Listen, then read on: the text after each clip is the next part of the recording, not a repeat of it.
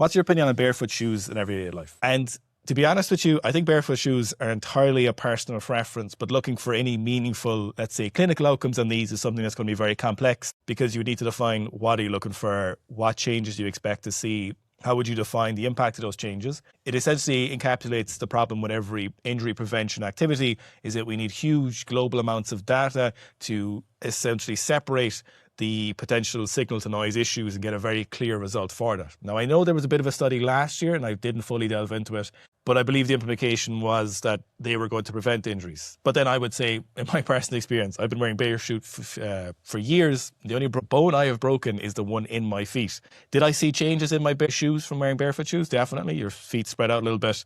Do they look a little bit more muscular? Sure. Does that have any meaningful impact on anything? The answer is I'm not sure that I've seen that being an issue. If you really like doing them, at the same time, I don't see any issue with you wearing them. Mostly the problem with a lot of barefoot shoes is they look absolutely terrible. Nobody's made a barefoot shoe that is the equivalent of, let's say I'm wearing Vans right now. Nobody has given me a product where I'm like, you know what? I don't look like a weirdo wearing those shoes, which is a problem. That was always my problem with Vivos, for example. Good barefoot shoe, lasted quite a while.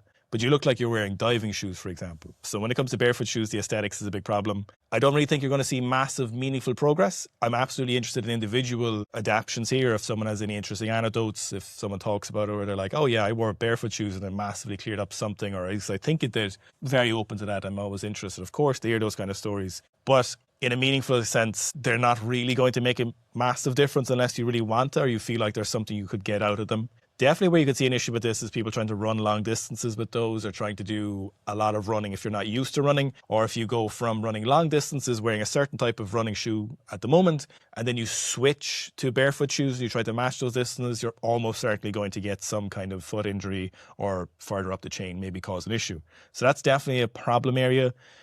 I think a lot of people are probably aware of that. I think people are a little bit wiser to that. So that's probably the main area that I would be looking at that might be causing an issue when it comes to barefoot shoes. But general living, I can't see any negative other than the fact that most of them look kind of weird.